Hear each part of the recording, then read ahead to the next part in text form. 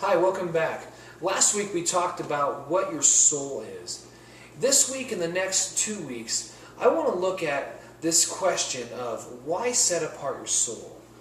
See, tonight we're going to talk about strangers and exiles.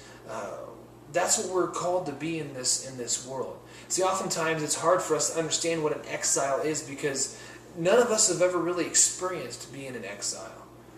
America's not really familiar with that idea like other countries are when people are exiled out of their countries.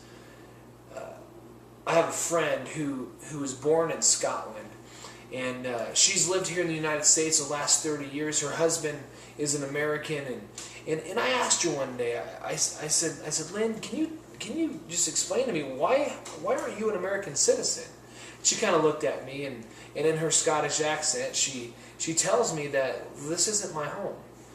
I was born in Scotland. It's where I was raised, and that's where my home is. She says I already feel like an American because of the place here that I'm living in and the freedom that I have, and she said there's just no reason for me to do that.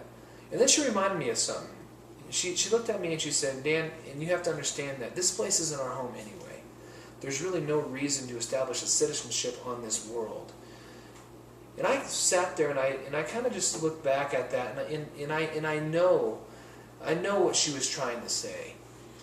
But it hit deep within me because I look at my life and I see how sometimes I can get caught up in the everyday life that we have here on earth and trying to gain more stuff or focus on things that I really don't need to focus on a whole lot.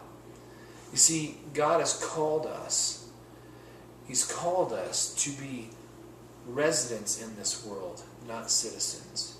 You see, we're just passing through. God has given us dominion over this earth until He comes. And in the meantime, we need to be good stewards of what God has given us, and we need to understand our role as His creation here on earth. See, Jesus has promised that He's coming back. He's coming to get us.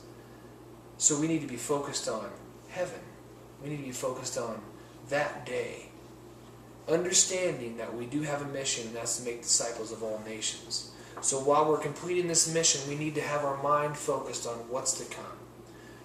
Tonight, as you go in this lesson, my prayer, as you read in 1 Peter chapter 2, and as you look at other scriptures, my prayer is that you come to an understanding of what it means to be heaven-focused, heaven-bound, and understanding that your citizenship doesn't lie here on earth, but it lies in the kingdom of heaven.